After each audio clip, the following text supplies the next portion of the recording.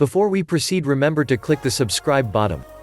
Benjamin Franklin, inventor, statesman, writer, publisher and economist, relates in his autobiography that early in his life he decided to focus on arriving at moral perfection.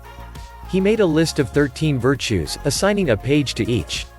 Under each virtue he wrote a summary that gave it fuller meaning. Then he practiced each one for a certain length of time. To make these virtues a habit, Franklin came up with a method to grade himself on his daily actions.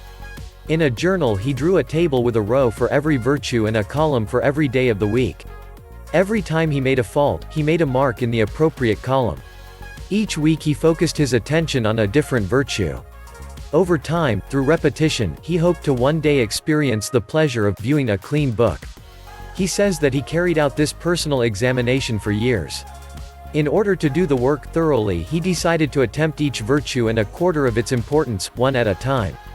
He began with temperance, which included the moderating of every pleasure or inclination to develop undesirable habits, because temperance tends to procure that coolness and clearance in head that is so necessary where constant vigilance is to be kept up and guard maintained against the unremitting attraction of ancient habits and the force of perpetual temptations.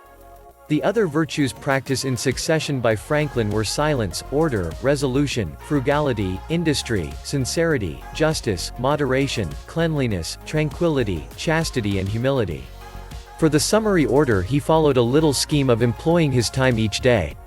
From 5 to 7 each morning he spent in bodily personal attention, saying a short prayer, thinking over the day's business and resolutions, studying and eating breakfast. From 8 till 12 he worked at his trade. From 12 to 1 he read or overlooked his accounts and dined. From 2 to 5 he worked at his trade. The rest of the evening until 10 he spent in music, or diversion of some sort.